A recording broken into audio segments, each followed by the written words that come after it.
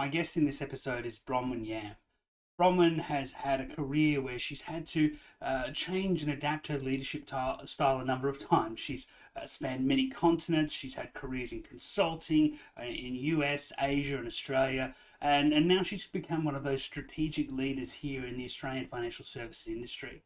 Currently the Chief Product Officer at Tyro, Bronwyn now leads a really diverse team who are looking to change the face of the payments industry here. It's been a real pleasure. I've had the pleasure of working with Bronwyn many years ago and have always found time with her rich in insights and engagement.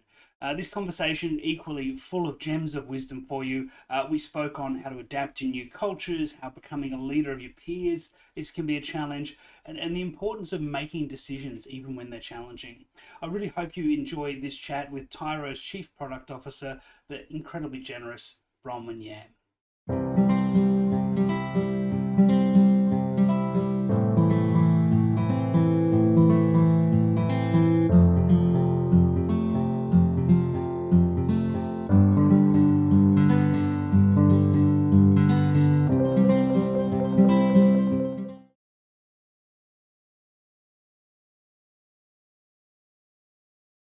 Excellent. Welcome, Bronwyn. So great to have you here today. I'm really excited to have a chat. You're someone who I really admire as a leader and I've had the pleasure to work with and know for some time now. So thanks for joining me today. Thanks for having me, Dan. It's great to be participating and contributing what I can. I'm sure it's going to be a really great conversation. Look, maybe to kick off, just tell us a little bit about your leadership journey and, that first time you stepped into a leadership role.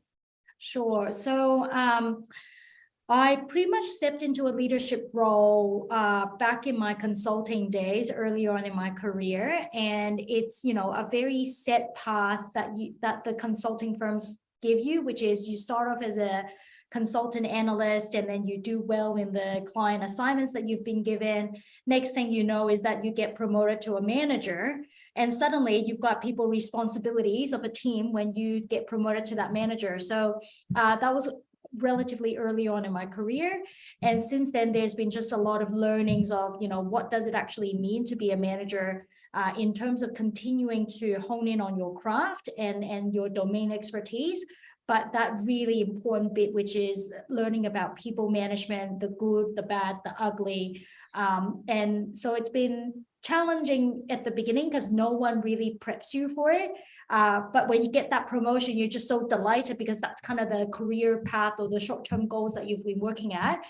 And the next thing you know is like, boom, this surprise hit on you and kind of, be it setting KPIs at the beginning of the year or mid-year performance review conversation. All of those are just pretty much on the job training sometimes because you just got to do it. Yeah, tell me a bit about that because we worked together in consulting in the past, and consulting, particularly in consulting firms, can be a pretty cutthroat sort of business. A high pressure, lots of things, lots of work to be done, short amounts of time. Tell me, was that sort of a good place to look? Skills, or was it a high pressure play? Tell me about that, that combination of all of this pressure and the consulting pressure, and then, okay, here's a whole bunch of people, make sure they do a good job as well. Yeah, so it's certainly high pressure, and there's been probably a few learnings, good and bad. So I started off my career in the US and then worked quite a bit in Asia. So if you kind of overlay a little bit of that cultural aspect to things and some of the tools that I would say the firms give us, which is a very clear metricated scorecard. So it's like if you follow that scorecard and you kind of evaluate the person, or it's almost not too hard to have the conversations because you can always go back to the facts. To then overlay that with the cultural element of how workplaces in Asia it's very hierarchical. So it does kind of sometimes help when you're kind of like the manager, you've got the scorecard and your score is 20 out of 50, then it's like, well, you're not really performing to the standard of the firm. So that type of enablement makes it just a little bit easier for a people manager to have the conversation because everyone is treated relatively equally. However, when I then moved to Australia, and then there's the different cultural element, there are different labor laws. That's probably where the art of people management and the empathetic leadership really came into play, on reflecting on, how best do I continue to have these conversations to lead my team. Now, there's always going to be very great conversation you can have with your team, right? Everyone's doing an awesome job. It can be very constructive, because you've got something great to reference back on. But there's always that, be it 5%, 10% that are not performing to your standard. And you now need to be considerate of, the various cultural differences, labor laws, because at the end of the day, as a people manager, you're there to ensure you're protecting the reputation of the organization. You are the employer in that conversation in terms of the role that you play. So that's been really interesting on how do I take some of the skills and framework that I'm used to at the consulting firms, and always feedback from the clients, always, the clients are always right. And how do you then take that, particularly when I transition out of consulting to work for financial services, which is more in-house, sometimes things aren't as clear and sometimes things aren't as cutthroat. Yeah, and there's it's interesting, isn't it, when there's that level of really clear objectivity, that's quite comforting in some ways. But then you move to somewhere like the Commonwealth Bank, very big organization, totally different culture, company, country as well. Were there any big mistakes that you made, or anything that turned into a really good lesson for you going forward? Yeah, so I think it's back to the I guess the hierarchy that I'm used to, both in the consulting firms, just because of, you're consultant, then you get to senior consultant, manager, and then also the Asian culture, which is already quite hierarchical. I think my learning when I first went into the Commonwealth Bank and started having people leadership responsibility was almost the dynamic. It's almost like the conversation, it becomes quite technical. And so where I got burned a little bit at the beginning is that the empathy didn't come across. I was very black and white, and it was almost when it's time for those performance conversations or coaching conversations, I get the feedback in hindsight that I was just robotic, because it's almost like, I don't care if I've, just talked to you about, where do you get your coffee and having a chit chat, to suddenly we're now in this meeting, open up, this is what we're discussing. And it just came across really cold. So taking on that feedback is probably where, I, read a little bit more about empathetic leadership, really understanding, how do you stay true to yourself? So the authentic leadership style that every leader should spend time in figuring out what that means for them. And so that's probably where a lot of reflection occurred earlier on in my career, when I started off in Australia and at the Commonwealth Bank. So it's turned to be a learning, but, and a great learning to be the leader that I am today, that I'm kind of known for by, many of the teams that I've led. But early on in the career, it was certainly rocky, and there were feedback on me that was just very confronting, because I've been used to thinking that, well, that's how you do things. And then to be told kind of like, yeah, technically, yes, but, these are humans that we're all dealing with. And where does that relationship part play? The emotional side of recognizing that some conversations are not going to be easy for me as the person who's delivering it. Some conversations are not easy for the person who's receiving it, because we're all humans at the end of the day. So that was right now, reflecting back, a lot of learning, but during the time when I was in those roles, hard. Yeah, and look, I think that's it's an interesting point, right? Which is how do you motivate yourself through that? Because it's, and I'm sure we've all seen, there's people who sort of they think, well, this worked in the past, so I'm just going to double down, right? And there's no change. I'm not going to, I hear what you're saying, but I know this has worked in the past. We're going to stick to it. And, the parallel, I guess, between what you do in terms of the work of Tyro is you have to keep changing and disrupting. There has to be some change there. So how did you what did you I guess, pin onto? What did you hang on to go, hey, I need to make this change and I'm willing to take on the feedback when, sometimes our instincts say, don't change, just stick to your guns, or maybe go back to consulting, or maybe, talk me through that sort of process, that mental process you went through. Yeah. So I think your point around going back to consulting, I think for every individual who's going through this journey and reflecting on, do I change? What do I need to change? But I thought I was doing okay. They really need to remove themselves from that level of detail and bring it back up at a higher level to ask themselves, why is it that I want to be a people leader? What is it that I enjoy about being a people leader? And I think a lot of people in their career choices get confused about that. If they need to climb the hierarchy, that they have to ultimately be a people leader. I don't believe that's the case. And I think companies are doing much better in terms of enabling career paths for people who don't necessarily need to be a people leader, because it's a different skill set. It takes a different passion. It takes a different way of thinking. And so for people who feel, I really love what I do at work because of the domain expert, the technical knowledge that they bring to the table, they should be very proud to stick to their guns, that they want to pursue their careers down the roads where they become more and more of a subject matter expert, and not feel the pressure that they need to become a people manager. Because when you become a people manager, there is the trade-off that you will no longer really have the opportunity to pursue that subject matter expertise and specialization that maybe that individual is passionate about. So I think that becomes very important as a trigger point for any individual to reflect on their career. So for myself, it was really, well, do I want to go back to consulting? Because that just seems easier. I'm used to it. I've done it for over 10 years. It's metricated. No one can argue. But then it kind of, I realized it's kind of like, no, there's that people element part that I really love.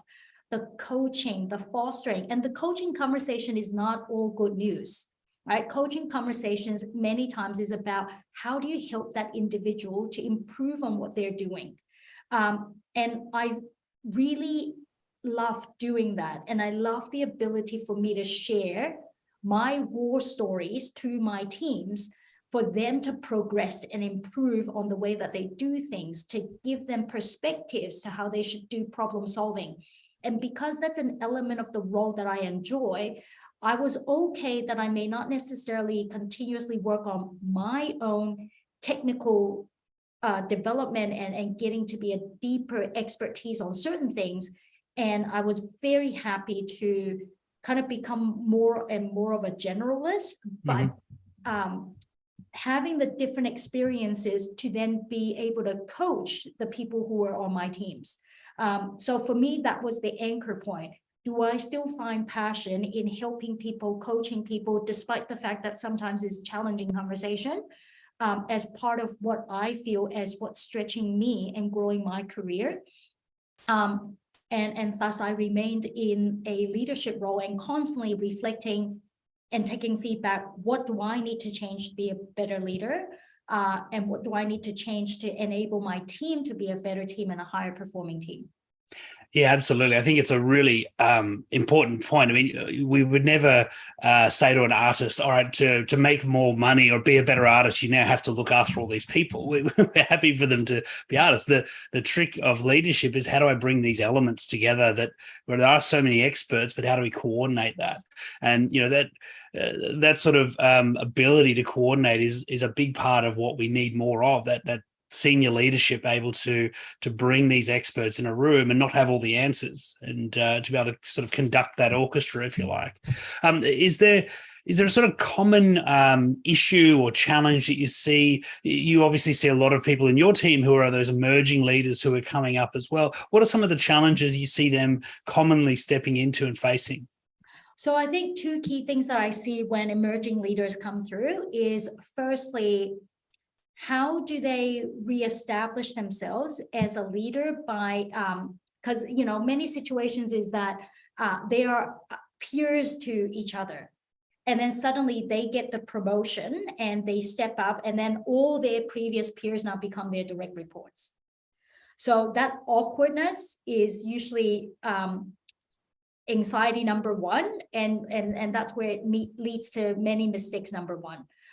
because they just don't know how to navigate. Like yesterday, they were a peer group, and then, Friday, they were a peer group. Monday, as I start my new role, they're now suddenly my direct reports.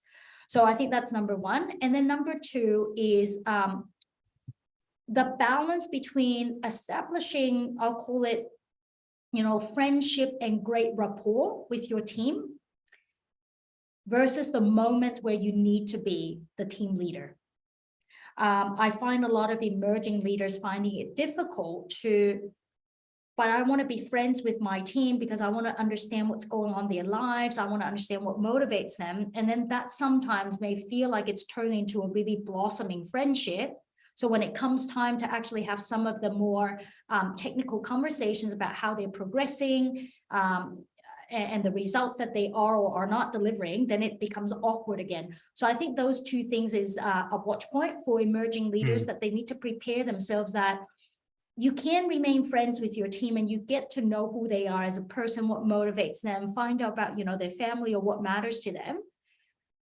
But be okay that when you need to get into quite a business-driven conversation and a performance conversation, that you establish that framework so that they know when you're in that mode of being their leader, and versus when you're just, casually chit-chatting around. And then the one about, being promoted from a peer group to a leader that now leads that peer group, I think sometimes vulnerability comes into play. The admission that, hey guys, this is actually quite awkward for me. And I just want to acknowledge that, I'm going to work on how I lead this team now that I've been given the opportunity for this role. But I also want to continue the great collaboration that we've had as a peer group. And I think acknowledging and owning that feeling, that awkwardness, gives hopefully your team members a bit of, oh, thank God they think the same way, because I feel really awkward. Yeah. But I really wanted you to be the boss because I think you deserve it, or you've done a good job and you'll be a great leader. So I think it's just opening that door when it comes to vulnerability. It's okay for us to be vulnerable as leaders. We don't know everything. Yeah, I think that's a really good piece of advice, because it's a shift in a relationship. This was the old relationship, and now there's a new relationship we have to form, and we don't know exactly what that's going to be. And you see some people think, well, I'll just have the same relationship, but the dynamics have changed, and that doesn't work. And I think, that trust versus rapport argument's an interesting one. Rapport's great, but you must have trust, and trust has to be the basis. And so in that transition to say, hey, things have changed, and we are going to have to shift. It doesn't mean I don't like you and I'm an authoritarian all of a sudden, which can happen, but it also doesn't mean that we're going to keep working the way we used to work. And I think I love that idea of saying, hey, guys, I don't know how this is going to work perfectly. I'm feeling a bit anxious. Let's have a chat about it. Let's talk through it. It's a really great piece of advice for leaders to take. And something, as you said, it sort of breaks the ice that everyone is feeling it. So you now lead the conversation around opening that up. I think that's brilliant. Is in that that sort of space, was there ever a time when you looked back and thought, I wish someone had given me this piece of advice back then? It would have made my life a whole lot easier. Was there like that, any piece of advice you wish you'd got early on in your leadership journey? Definitely. So, when I was with the Commonwealth Bank and I was in the asset finance business, I got promoted to lead the business during that time. No one gave me the advice of, hey, it's okay, everyone's going to feel awkward, so just open up with the awkwardness. And I still recall it was literally like, Friday I was an executive manager, and then comes Monday I was the general manager, and it was just really weird because the other executive managers in the business, we have been working in a different way, collaborating. They gave me the congratulations that, so glad you're now our GM. But, in my mind or in my heart, I'm kind of like, yeah, but this is awkward. Like, are you guys really going to back me? Like, do you guys really want me to be the GM, or would you rather have someone else come in external? Because that's then easier for all of us to just kind of like, oh yeah, new boss has come in. So, we needed to navigate it. But coming back to that trust point that you were raising is, in that team, we had a very trusted relationship with each other to start off with. And we felt very comfortable to pretty much say whatever's on our minds, knowing that it's not personal. So I had to really reflect and hone in on that point, that whatever I need to do now as the general manager of the business is no longer about the one-to-one relationship, but it's about how do we as a team progress the business forward, despite, whatever challenges that was facing the business back in those days. But it was probably through more self-discovery. And yes, it would have been great if someone would give me that wise advice and kind of go, hey, this is how you can explore resetting those relationships or enhancing those relationships now in a different dynamic. Yeah, but every learning becomes a story, and it just ingrains more in how you would approach things, because you feel like, hey, I've worked through this before and it worked out fine. So the next time that I run into a similar situation, or next time someone on my team runs into a situation, I feel now I'm equipped with that, quote unquote, wisdom to pass on to them, just to help them to have an easier journey to leadership. Yeah, fantastic. And I think you're right. So there's that, some of those lessons seem really obvious. Hey, look, things have changed, so we should have a chat about how things have changed. It doesn't sound groundbreaking, but in the moment, it is really, you're sort of wrestling with all of those different emotions at the same time. Tell me about now you're sort of not only a leader, but a leader of leaders. You've got, these different layers below. You've got people who you need to both coordinate and work together, but also for them to manage their teams. What do you see as sort of your critical role in that seat, if you like? I mean, you've got chief product officer. It sounds like you'd be all over the product, but obviously there's also a huge number of people that you've got to sort of work through. What do you see as your key role as a senior sort of people leader there? I see that my key role is driving the strategy and the direction, inspiring all individuals to do their best and contribute the best that they can. And through that, it's reminding myself that I am not and should not be the subject matter expert on every little thing that happens in the business. And sometimes that's very hard. As a product person at heart, I want to jump to solutions. I want to talk about, hey, how is this going to impact the customers? I want to be part of the workshops. But at the same time, I need to remember that my role isn't necessarily that. My role is to enable and support my leaders, my head offs in each of their respective businesses to do that, and also then their senior managers and their team members. And sometimes that's still hard because, some of the more junior team members, and given that we're, relatively small organization, we purposely want the hierarchy to be less defined. So yes, everyone's got their role and people know where they're reporting to. But we want to establish a very horizontal culture where everyone feels that they can just approach anyone to talk about anything. The balance then of making sure that my more junior team members don't just kind of come straight to me to have a one-on-one kind of go, hey, Bron, how do you think we should solve for X? Then I kind of go, well, you really shouldn't have those conversations with me. Have it with each other, or have it with your leader, who are my direct reports. Because I don't want to disempower my direct reports to have that influence over their team. So I think that's probably been the biggest challenge, being leader of leaders, of when do you dive in because you just know that the whole team needs you, and when do you remain strategic and inspirational and kind of just guiding the direction, but allowing the team and empowering the team to work out the details and the logistics of how we're going to move in that direction. So I think that's it. And it's also expectation, right? Even though I expect, like, I want to be the strategic setter and I want to be the inspirational leader, some team members may expect different of me. Like they may expect, but I want answers from you, Bron. Give me the answers. Yeah, just give me the answer and I'll go do it. And you're kind of like, no, I don't have all the answers. So this comes back to the vulnerability. Being able to stand up there in front of the entire team, my leaders and their team, and say, I don't have all the answers. I don't expect myself to have all the answers, but I expect us as a team, with what every single one of you and your great minds can contribute, to then have the answers as a department. And I think it's important for leaders to feel, one, comfortable owning to that, because it's part of a leadership strength and bravery that we all should embrace. It's not a sign of weakness. It's actually a sign of courage. And once they embrace it, it's not just a one-time admission. It's not a inaugural speech and kind of go, hey, I've now come into the team, I've become your leader, and by the way, I don't know everything. It's a persistent message that you need to work through with the team, because it creates that environment for the team to feel like, hey, maybe I can contribute my thinking to this because I've been thinking about XYZ. And then our jobs as leaders of leaders is just to ensure, hey, how much of that socialization have you done with your peer group and your leader?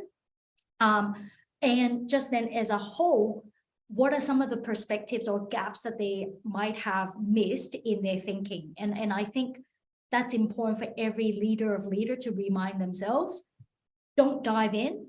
There are times that we do have to dive in, but it's after a certain observation that if like the whole team has pulled their hair out and there's still something that is just still a challenge, then it's when a leader should also dive in to be with everyone on the team and be, I am part of the solution. I will, roll my sleeves up and I'll contribute my thinking. But at the end of the day, I still don't have all the answers.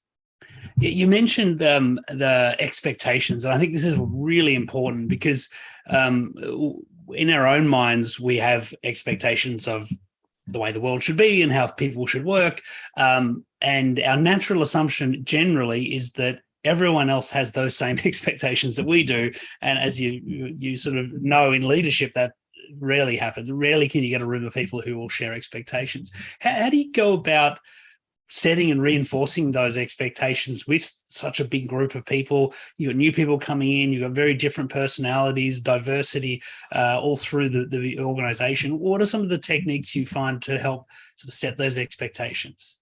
Having team meetings and offsites is very important. Why they say offsites is where everyone needs to just remove themselves from the day-to-day and put themselves in a different frame of mind, because it's something else that they need to think about. It's a very important element and a very important cadence in every leader that's leading a team.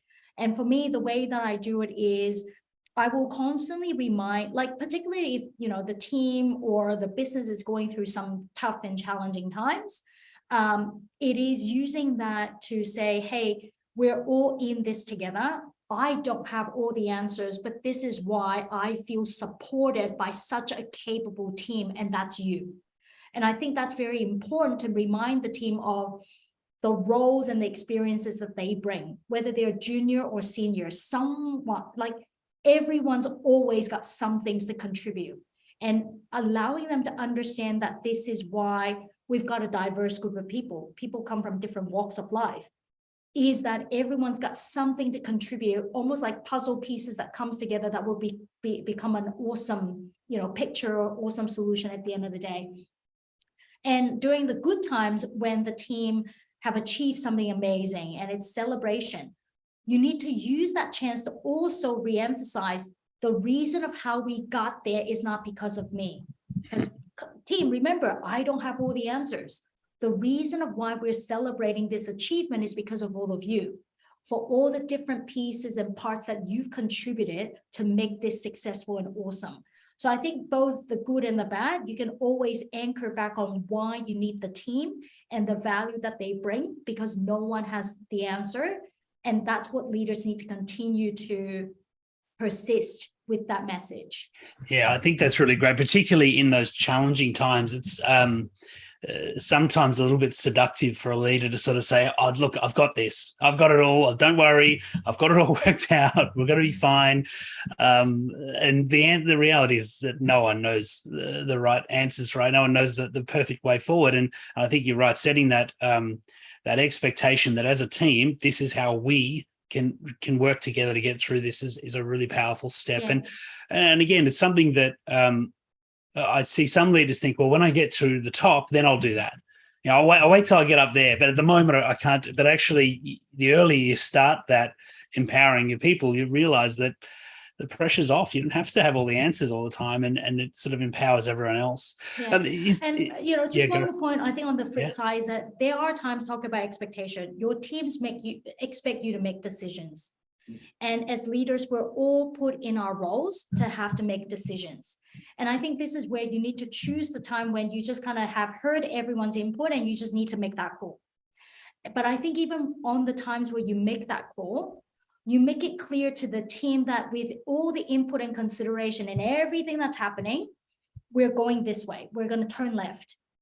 But you still have that moment of, vulnerability that you can demonstrate and say, whilst we are all committed to making a left, I still need all of your support to tell me when moving left is no longer viable because of whatever reasons that you observe.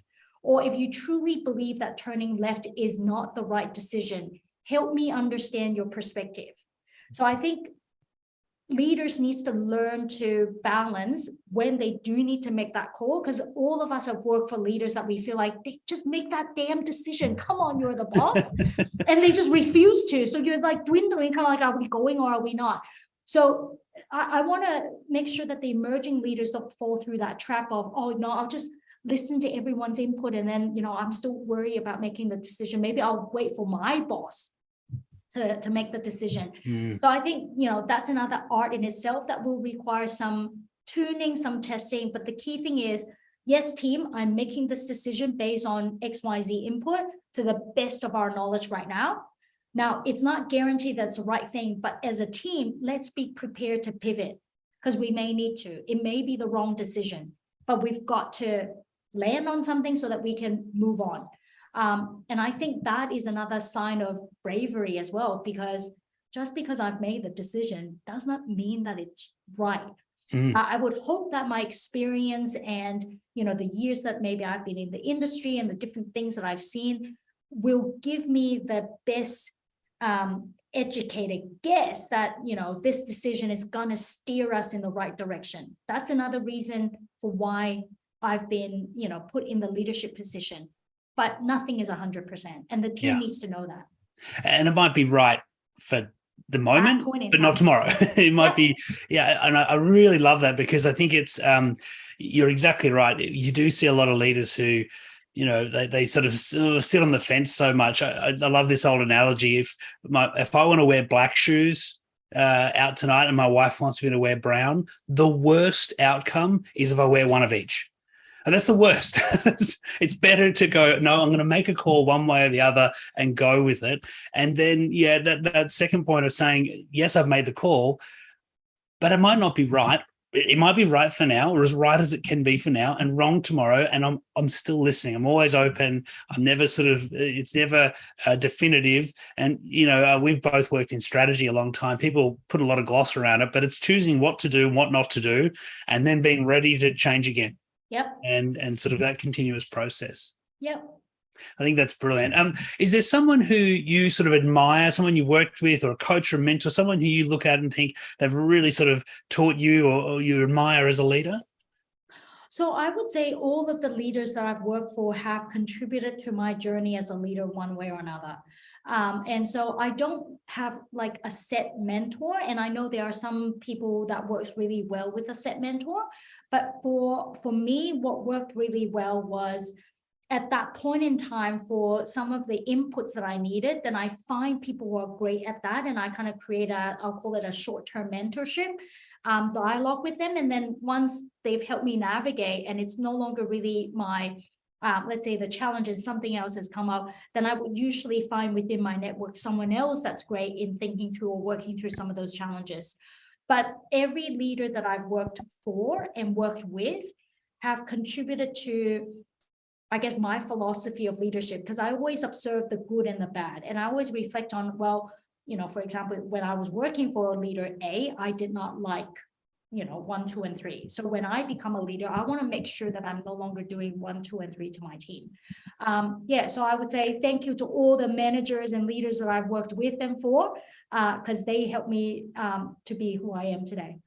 I think that's a really important point as well. People often will ask me, is there a good book on leadership?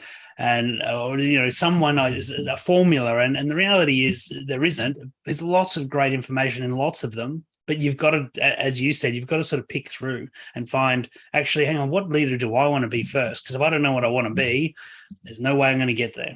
And then what are the lessons I need to learn, and sort of bringing that together? I think that's a really good way of looking at it.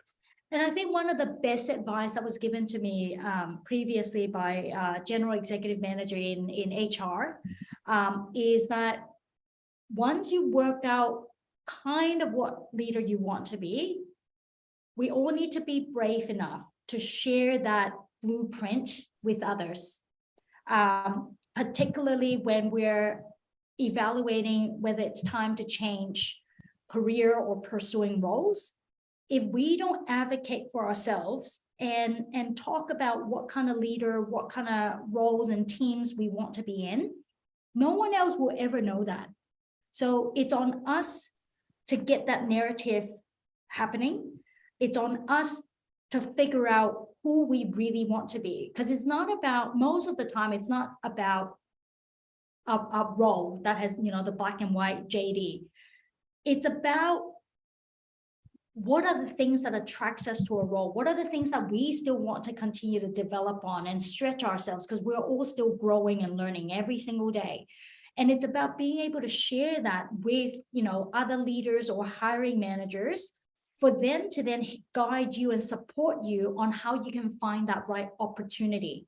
Because every role, whilst yes, there's always going to be a JD, will always have an element of or room to change to your remit, just based on your skills, your background, and how you want to continue to stretch yourself and grow in that role. So I would truly recommend for everyone to think through, to your point, what kind of leader do I want to be?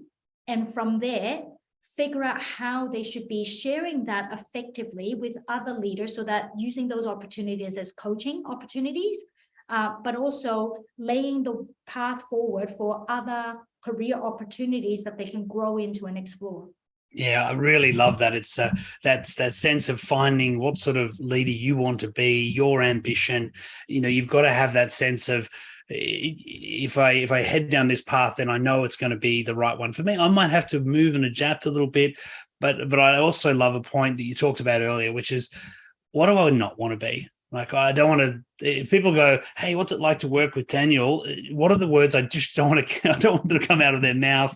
And then, how do I sort of set some commitments? And there's lots of work that we. That's one of the things we work on a lot with leaders is, what's your personal value set? What do you stand for? And then, how do you turn that into some behavioral commitments? Which is tough, but I think, as you said, if you can't share that blueprint, then how can someone help you to get there? How can they guide you? I think it's a really powerful piece of advice. So I've recently had a mentoring conversation with a mentee of mine to work through, some of the challenges that he had with a new role that he's taken on. And where, the conversation ended up was, I asked him to stop thinking about the role and what you've done good or bad, because overall it's like, I can tell that you're not enjoying this new role, and you've only been in that new role for, I think at that point, like 2 months. And I kind of go, I'm going to ask this really tough question that it's going to feel uneasy when you hear it, but I need you to take it away and really think about it. And I asked him, why are you taking on the role? Is it because of the title? It makes you feel like you've progressed in the career, even though in actual fact, every day, the subject matter that you deal with is actually bringing you backwards in your career and experience? Or is it that there's something in this role that you really want to try to really stretch and grow yourself? So back to, is it title because it's like everyone expects you to achieve that type of title by this age, and you've got this number of people in your team and you're doing people management? But what I'm hearing from you and what I've been working with you on through our mentorship is that you don't enjoy people management. So work out this, almost like incongruity of what's happening. And, it hit home for him in terms of like, oh my God, yeah, have I been doing this because everyone else expects me to? And another bravery moment for people is to recognize, I am okay and I'm comfortable in my skin, that I don't need to chase those titles, because those titles don't define my worth and my value. It's my experience, my contribution. And if I want to remain a subject matter expert and be a specialist in that field and be known in the industry that, oh, for these type of matters, go to so-and-so because they are so good. I am proud to be that so good person. I don't need a title or a team to give me that value. And I think that's a lot of mistakes that emerging leaders make. They sometimes define themselves as how big of a team they lead, rather than other things that they are, great at and passionate about in their career and experiences. Yeah, that's really powerful advice, Bronwyn. And one, you see it quite a lot. You see people taking things on and having someone like yourself, having that senior leader, and it is a very strong leadership trait to say, hang on, is this really what you want? Are you passionate about this? Is this going to light you up? Are you going to be successful? And I think one of the things that a great leader is able to do is ask that question of, is this what you love? And if it's not, then let's change things so that you can live, you can be the person you really want to be. You can be your best self in this role. And you're right. It's sometimes, the people chase the titles, and you can sort of, when you're at the bottom, you can see why they chase up. And it's having that wisdom at the top to say, hang on, is this really what you want? Is this going to get the best for you? Tough conversations to have sometimes, but it's inspiring to hear organizations and people like yourself and organizations like Tyro who are really changing that perspective of, we need to value the expertise sometimes as well. Yeah. That's excellent. Thank you so much, Bronwyn. It's been really great to chat with you. People can connect with you on LinkedIn and things like that. And sure. Look, as I said, I really recommend following Bronwyn's career. You've got a lot of wisdom. You share a lot of cool stuff through LinkedIn as well. That's well worth checking out. Thanks so much, Daniel, for your time today, Bronwyn. It's been a real pleasure. Thank you for having me. Great to be able to contribute to the dialogue.